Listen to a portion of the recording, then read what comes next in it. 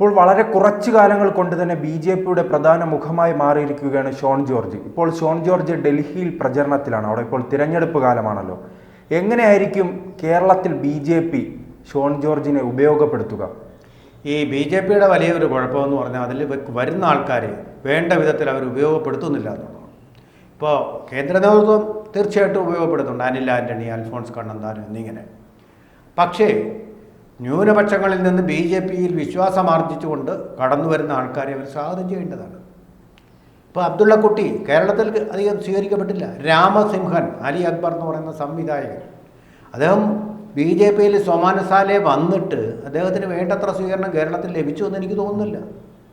എത്ര ശക്തമായിട്ടാണ് ബി.ജെ.പിക്ക് വേണ്ടിയിട്ട് സനാതന ധർമ്മത്തിന് വേണ്ടി അദ്ദേഹം ബാധിച്ചത്, അതിൻ്റെ മഹത്വങ്ങൾ വരുത്തത്. നമ്മൾ ഹിന്ദുക്കൾ ആരെങ്കിലും അത് പറഞ്ഞിട്ട് കാര്യമൊന്നുമില്ല. പക്ഷേ ഒരു ഇസ്ലാം തന്നെ അത് തിരിച്ചറിഞ്ഞ് അതിൻ്റെ സത്യം പറഞ്ഞ് വിളിച്ചു പറയാൻ ധൈര്യപ്പെട്ടു എന്ന് പറയുമ്പോൾ ഇസ്ലാം മതത്തിൽ തല ഇല്ലാതാകുന്ന, കഴുത്തിന് മേൽ തല ഇല്ലാതാകുന്ന ഒരു തെറ്റാണത്. ആ വിശുദ്ധ പാപമാണത്. ആ പാപം ചെയ്ത ആൾ പാപം ചെയ്തു പോലും ബി.ജെ.പിക്ക് വേണ്ടി സംസാരിച്ച എന്ന് വെച്ചാൽ സ്വന്തം ജീവൻ തൃണവൽഗണിച്ചു കൊണ്ടുപോലും ബി.ജെപിക്ക് വേണ്ടി സിംഹത്തെ പോലെ ശബ്ദിച്ച ആ മനുഷ്യനെ അബ്ദുള്ളയൊക്കെ പുഷ്പം പോലെ വാദത്തിൽ തോൽപ്പിച്ച ആൾക്ക് വേണ്ടത്ര അംഗീകാരം നൽകിയോ അദ്ദേഹം നിരാശനായിട്ട് പാർട്ടിയുടെ പാളയത്തിൽ നിന്ന് മടങ്ങി. അബ്ദുള്ളക്കുട്ടിക്ക് കേന്ദ്ര നേതൃത്വം ദേശീയ നേതൃത്വത്തിലേക്ക് സ്ഥാനം നൽകിയതുകൊണ്ടാണ് കേരളത്തിൽ വേണ്ടത്ര അംഗീകാരം കിട്ടിയോ? കേരളത്തിലെ ബി.ജെ.പി നേതാക്കൾ കൂപമണ്ഡൂകങ്ങളാണെന്നേ. അവർക്ക് അവരുടെ കുറേ ആൾക്കാരുടെ ആ കാര്യം മാത്രമേ അവർ നോക്കുന്നുള്ളൂ. അതുകൊണ്ടാണ് ബി.ജെ.പി ദയനീയമായിട്ടിവിടെ അതിൻ്റെ പ്രകടനം മെച്ചപ്പെടുത്താൻ അതിന് കഴിയാത്തത്. അതായത് ഒരു 1-2 MP സ്ഥാനം ഏതാനും MLA-മാരും ഒക്കെ വേണ്ടതായിരുന്നു. അതിനുള്ള എല്ലാവിധമായിട്ടുള്ള പശ്ചാത്തലവും മോദി ഒരുക്കി കൊടുത്തിട്ടുണ്ട്. നരേന്ദ്രമോദി പ്രധാനമന്ത്രി. പക്ഷേ കേരളത്തിലെ ബി.ജെ.പി അത് വേണ്ടതാമണ്ണം ഉപയോഗിക്കുന്നുണ്ട്. പടലവിളക്കങ്ങളും കുറേ ഗ്രൂപ്പുകൾ കോൺഗ്രസിനെ മാതൃകയാക്കിക്കൊണ്ട് സ്വീകരിച്ച് അതങ്ങനെയൊക്കെ സ്വയം പണിഞ്ഞുകൊണ്ടിരിക്കുന്ന ദയനീയമായിട്ടുള്ളൊരു ചിത്രമാണ് നമ്മൾ കണ്ടുകൊണ്ടിരിക്കുന്നത്. അപ്പോൾ ആ ഒരു സന്ദർഭത്തിലാണ്. പക്ഷെ പ്രത്യേകിച്ച് അദ്ദേഹം ഒരു ന്യൂനപക്ഷ സമുദായത്തിൽപ്പെട്ട ഒരാളാണ്. ഇപ്പോൾ നരേന്ദ്രമോദി അമിത്ഷായുമായുള്ള ഒരു തീരുമാനത്തിലെത്തിയിട്ടുണ്ട്, ഈ ന്യൂനപക്ഷങ്ങൾക്ക് പരിഗണന നൽകണം. ആ പശ്ചാത്തലത്തിലായിരുന്നു അന്ന് ജോർജ് കുര്യൻ കേന്ദ്രമന്ത്രിയായത്. അതിനാൽ തന്നെ ഒരു സംസ്ഥാന പ്രസിഡന്റ് പദവിയിലേക്ക് ഷോൺ ജോർജ് എത്തുമോ? തീർച്ചയായിട്ടും. ഇത് ചരിത്രം പറഞ്ഞു കഴിഞ്ഞാൽ അടിയന്തരാവസ്ഥയ്ക്ക് ശേഷം ബാലാസാഹബ് ദേവരസ് തന്നെ, ഇതിൻ്റെ മാതൃസംഘടനയാണല്ലോ RSS, ആ സംഘടന അദ്ദേഹം തന്നെ എടുത്തൊരു തീരുമാനം മുസ്ലിങ്ങൾക്ക് പ്രത്യേകം പരിഗണന നൽകണം, RSSൽ അവർക്ക് അംഗത്വം നൽകണമെന്നെടുത്ത തീരുമാനം നേരത്തെ എടുത്തതാണ്. അതൊരു ഇസ്ലാം വിരുദ്ധ പാർട്ടിയൊന്നും അല്ലാതെ. ഇന്ത്യ അനുകൂല പാർട്ടി എന്ന് പറഞ്ഞാൽ ഇസ്ലാം വിരുദ്ധമാകുന്നില്ലല്ലോ, അതുമാത്രമേ ഉള്ളൂ അതിന്.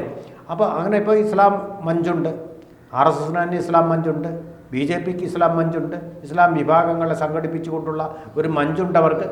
അപ്പോൾ അങ്ങനെയുള്ള ഒരു സംഘടന ഇസ്ലാമിനെ കൂടുതലായിട്ട് ഇതിലേക്ക്, ഇസ്ലാം മതത്തിൽപ്പെട്ട ആൾക്കാരെ കൂടുതലായിട്ട് ഇതിലേക്ക് ആകർഷിച്ചു കൊണ്ടുവന്ന് വരേണ്ടതാണ്. ഇപ്പോൾ മുസ്ലിം ലീഗും ഒക്കെ കണ്ടില്ലേ, ദളിതരെയൊക്കെ അവരുടെ ഫോൾഡിലേക്ക് കൊണ്ടുവരാൻ വേണ്ടിയിട്ട് അഖിലേന്ത്യാ തലത്തിൽ ശ്രമം നടത്തിക്കൊണ്ടിരിക്കുക.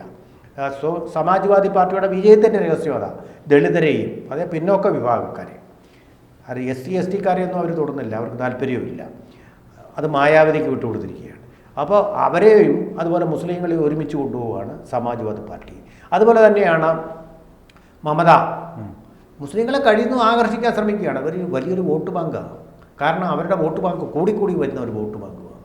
എവിടെ നോക്കിയാലും നമുക്കറിയാൻ കഴിയും. മലപ്പുറം ജില്ല കേരളത്തിൽ തന്നെ, അവിടെയല്ലേ ഈ വോട്ടിങ്ങിൻ്റെ വോട്ടർമാരുടെ എണ്ണം കൂടിക്കൂടി വരികയും മണ്ഡലങ്ങൾ കൂടിക്കൂടി വരികയും ചെയ്തത്. അപ്പോൾ ആ സത്യം നമ്മൾ അംഗീകരിക്കണം. അപ്പോൾ അവരെ വെറുപ്പിക്കുകയല്ല, അവരെ നമ്മളുടെ ഫോൾഡിലേക്ക് കൊണ്ടുവരികയാണ് ചെയ്യേണ്ടത്. ആ ശത്രുക്കളായിട്ട് കണക്കാക്കുകയല്ല ചെയ്യേണ്ടത്. കേരളത്തിലെ ബി.ജെ.പിക്ക് അങ്ങനെ ഒരു മനോഭാവം ഉണ്ടെന്ന് തോന്നുന്നു. അതുകൊണ്ട് ഈ ന്യൂനപക്ഷങ്ങളിൽ നിന്ന് വരുന്നവർ വളരെയധികം സ്വാഗതം ചെയ്യപ്പെടാറില്ല. അതിനൊരു എക്സെപ്ഷൻ എന്ന് പറയുന്നത് ജോർജ് കുര്യൻ മാത്രമേ ഉള്ളൂ. അദ്ദേഹത്തിൻ്റെ സ്വതസിദ്ധമായിട്ടുള്ള ലളിതമായിട്ട് ശൈലി കൊണ്ടും ഒക്കെ വളരെ സിമ്പിളായിട്ടുള്ള പാവമായിട്ട് ചുരുക്കിക്കാണാൻ കഴിയുമെന്ന് എനിക്ക് സംശയമുണ്ട്. അവിടെ അൽഫോൺസ് കണ്ണന്താനത്തെ ജോർജ് കുര്യന് മുൻപ് തന്നെ കേന്ദ്രമന്ത്രി പദത്തിലെത്തിച്ചു. കേരളത്തിലെ കാര്യം ഞാൻ പറയുന്നത് കേരളത്തിലെ നേതൃത്വത്തിൻ്റെ കാര്യമാണ്. കേന്ദ്രത്തിലുണ്ട്. കേന്ദ്രം അവർക്ക് കൈത്താങ് കൊടുത്ത് മുകളിലേക്ക് ഉയർത്തുന്നുണ്ട്. അതുപോലെ ഷോൺ ജോർജിനും രക്ഷ കേന്ദ്ര നേതൃത്വത്തിലേ ഉള്ളൂ. കേരളത്തിന് എന്ത് അംഗീകാരം അദ്ദേഹത്തിന് കൊടുത്തിരിക്കുന്നത്? PC ജോർജിന് കാര്യമായിട്ട് അംഗീകാരം കൊടുത്തിട്ടുണ്ടോ? ഒരു ചാനലിൽ പോയിരുന്ന ചർച്ചയുടെ പേരിൽ അദ്ദേഹത്തിന് പേരെ കേസെടുത്തിട്ട് എന്ത് പ്രതിഷേധമാണ് ബി ജെ പിയിൽ നിന്നുണ്ടാകുന്നത്? ഇങ്ങനെയാണോ പ്രതിഷേധം വരേണ്ടത്? അദ്ദേഹത്തിനെ അറസ്റ്റ് ചെയ്യുമ്പോൾ അദ്ദേഹം ശക്തമായ ചില അപ്രിയ സത്യങ്ങൾ, ഇതെല്ലാം വിളിച്ചു പറയണമെന്ന് എനിക്ക് അഭിപ്രായമില്ല, അപ്രിയ സത്യങ്ങൾ പറയുന്നതിൻ്റെ പേരിൽ അദ്ദേഹം ബലിയാക്കപ്പെടുമ്പോൾ, അറസ്റ്റ് ചെയ്യാൻ ശ്രമിക്കുമ്പോൾ ഒക്കെ ബി ജെ പി ഒത്തൊരുമിച്ച് നിൽക്കേണ്ടതല്ലേ? അദ്ദേഹം ആർക്ക് വേണ്ടിയാണ് ഈ ശബ്ദിച്ചത്, ഈ സത്യങ്ങൾ വിളിച്ചു പറഞ്ഞത്? ബി ജെ പിക്ക് വേണ്ടിയല്ലേ? അപ്പോൾ ആ അപ്രിയ സത്യങ്ങൾ വിളിച്ചു പറയുമ്പോഴും ഇസ്ലാമിൽ നിന്ന് ആൾക്കാർ ബി ജെ പിയിലേക്ക് വരുന്നുണ്ട്. സ്വാഗതം ചെയ്യപ്പെടേണ്ടതല്ലേ അത്? അപ്രിയ സത്യങ്ങൾ നിലനിൽക്കുമ്പോഴും എന്തിനാ ഞങ്ങൾക്ക് ഇതിൽ എന്താ കാര്യം? ബി ജെ പിയുടെ കാര്യമാണ്, അവർ നോക്കട്ടെ എന്ന് പറഞ്ഞാൽ ഈ മറ്റൊരു ന്യൂനപക്ഷം നിൽക്കുന്നില്ല. അതുപോലെ തന്നെ മുനമ്പത്തെ പ്രശ്നം, അവിടുത്തെ പാവപ്പെട്ട ന്യൂനപക്ഷം, മറ്റൊരു ന്യൂനപക്ഷത്തിൻ്റെ പ്രശ്നം, അത് സർവത്ര വ്യാപകമായി ജനങ്ങളിലേക്ക് എത്തിക്കാൻ, പ്രചരിപ്പിക്കാൻ അത് കൃത്യമായി ഇടപെട്ടത് ഷോൺ ജോർജ് ആയിരുന്നു. ഷോൺ ജോർജാണ് അവിടെയും ഇടപെട്ടത്. ഷോൺ ജോർജാണ്. ഈ മുഖ്യമന്ത്രിയുടെ മാസപ്പടി, അഴിമതി ഇപ്പോൾ കണ്ടിട്ടുണ്ടല്ലോ. എൻഫോഴ്സ്മെൻറ്റ് ഡയറക്ടറേറ്റ് മാത്രമല്ല, കമ്പനി കാര്യങ്ങളുടെ അഴിമതി അന്വേഷിക്കുന്ന സംഘടന അതിൻ്റെ കോടിക്കണക്കിന് രൂപയുടെ അഴിമതി അതിൽ നടന്നിട്ടുണ്ടെന്ന് തെളിവ് സഹിതം അവിടെ കോടതിയെ ബോധിപ്പിച്ചിട്ടുണ്ട്. അപ്പോൾ ഇങ്ങനെയൊക്കെയുള്ളതിന് സപ്പോർട്ട് ഇദ്ദേഹത്തിന് നൽകാൻ ബി ജെ പി മുന്നോട്ട് വരുന്നുണ്ട്. അവരുടെ ജില്ലാ പ്രസിഡന്റുമാർ, അതുപോലെ തന്നെ അവരുടെ ഭാരവാഹി, അടുത്ത പ്രസിഡന്റാണ് ഈ കാര്യങ്ങളിലാണ് ബി ജെ പി ശ്രദ്ധിക്കുന്നത്. ഒപ്പോട്ടെ, ഈ ന്യൂനപക്ഷമല്ലാത്ത ഈഴവർ അവരുടെ വിജയത്തിനും അവരുടെ മുന്നേറ്റത്തിനും വലിയൊരു പങ്കുവഹിച്ച ആ BJDS എന്ന് പറയുന്ന സംഘടനയ്ക്ക് എന്ത് പ്രാതിനിധ്യം, അവർ എന്തെങ്കിലും ഒരു പദവി അവർ കൊടുത്തിട്ടുണ്ടോ കേന്ദ്രത്തിൽ? നേരത്തെ സ്പൈസസ് ബോർഡ് ചെയർമാനായിട്ട് വെച്ചിരുന്നു തുഷാർ വെള്ളാപ്പള്ളി എന്നത് സത്യം. പക്ഷേ അവർ നിരാശരാണ്. അവർക്ക് സ്ഥാനം വേണം, എങ്കിലേ ആ സംഘടനയ്ക്ക് നിലനിൽക്കാൻ പറ്റും. എന്ത് സ്ഥാനമാണ് നിങ്ങൾ കൊടുത്തത്? കേന്ദ്രത്തിൻ്റെ ആഭിമുഖ്യത്തിലുള്ള എന്തെല്ലാം, ഇപ്പോൾ കോക്കനട്ട് ബോർഡ്, സുരേഷ് ഗോപി അതിലുണ്ടായിരുന്നു. അതുപോലെ എത്രയോ സ്ഥാപനങ്ങൾ കേരളത്തിലുണ്ട്. അതിൻ്റെ തലപ്പത്ത് കഴിവുറ്റ ആൾക്കാരെ, അത് കേന്ദ്രം പ്രത്യേകിച്ചും കഴിവ് നോക്കാറുണ്ട് കേട്ടോ. അത്ര കഴിവുള്ള ആൾക്കാരെ കൊണ്ടുവരാൻ വേണ്ടിയുള്ള ശുപാർശകൾ എന്തുകൊണ്ട് ഇവർ ചെയ്യുന്നില്ല? BDGSന് സ്ഥാനം കൊടുക്കാതെ അവർ നിരാശരായിട്ടിപ്പോൾ CPMലേക്ക് തിരിച്ചു പോകാൻ വേണ്ടി പോവുകയാണ്, അല്ലെങ്കിൽ കോൺഗ്രസിലേക്ക് പോകാൻ. പല ജില്ലാ കമ്മിറ്റികളും അങ്ങനെ തീരുമാനം എടുത്തു വച്ചിരിക്കുക. അപ്പോഴും BJP ഇടപെടുന്നില്ല. BJPക്ക് അങ്ങനെ ഒരു കാര്യമുണ്ട്, നിങ്ങൾ ഈ ഹിന്ദുക്കളെ കൊണ്ട് മാത്രം ഇവിടെ ജയിക്കാൻ പറ്റില്ല എന്നുള്ള സത്യം. കാരണം എന്താ? ഹിന്ദുക്കളിൽ ഭൂരിഭാഗവും CPMനൊപ്പമാണ്, ബാക്കിയുള്ളവർ കോൺഗ്രസിനൊപ്പമാണ്.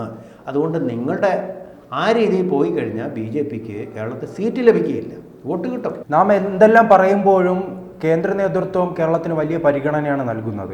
അങ്ങനെ പരിഗണന നൽകുമ്പോൾ ഇപ്പോൾ പ്രസിഡന്റിനെ കുറിച്ചുള്ള ചർച്ച നടക്കുകയാണ്. അപ്പോൾ ആ പേര് ഉയർന്നു വരുമോ? ഷോൺ ജോർജ് എന്ന പേര് ആ ചർച്ചയിൽ ഉയർന്നു വരാനുള്ള സാധ്യതയുണ്ടോ? സത്യം, ഞാൻ എൻ്റെ അഭിപ്രായം, വ്യക്തിപരമായ അഭിപ്രായം, ഞാൻ BJPക്കാരനല്ല, മെമ്പർഷിപ്പ് ഉള്ള ആളല്ല. ഷോൺ ജോർജിനെ തന്നെ സംസ്ഥാന പ്രസിഡന്റ് ആക്കണം. ഒന്നുകിൽ രാജീവ് ചന്ദ്രശേഖർ, അദ്ദേഹം വരാൻ സാധ്യത വളരെ കുറവ്, അദ്ദേഹത്തിന് വേറെ പല ഉത്തരവാദിത്തങ്ങളുണ്ട്. ഷോൺ ജോർജിനെ സംസ്ഥാന പ്രസിഡന്റ് ആക്കിക്കൊണ്ട് അതിന് ഉഷാർ കൊടുക്കണം. നേരത്തെ ഇവർ വേണ്ടിയിരുന്ന അലി അക്ബറിനെ തന്നെ സംസ്ഥാന പ്രസിഡന്റ് ആക്കണമായിരുന്നു, പ്രസിഡന്റാക്കി മാതൃക കാണിക്കണമായിരുന്നു. അല്ല, ഹിന്ദുക്കൾ മാത്രമേ ഇതിൻ്റെ തലപ്പത്തിരിക്കാവൂ എന്ന് പറയാൻ ഇന്ത്യ പോലെ ബഹുസ്വരതയാർന്ന ഒരു രാജ്യത്ത് അത് ശരിയായിട്ടുള്ള നിലപാടല്ല. ഷോൺ ജോർജ് വന്നാൽ പുലി പോലെ പ്രകടനം നടത്തും, പുഷ്പം പോലെ BJP കേരളത്തിൽ ജയിക്കുകയും ചെയ്യും ഇപ്പോഴത്തെ സാഹചര്യത്തിൽ. പിന്നത്തെ കാര്യം നമ്മൾ ചർച്ച ചെയ്യേണ്ട ആവശ്യവുമില്ല. കൂടുതൽ വാർത്തകളും വിശേഷങ്ങളും നിങ്ങളിലേക്ക് എത്താൻ ABC മലയാളം സബ്സ്ക്രൈബ് ചെയ്യുക, ബെൽ ബട്ടണും അമർത്തുക.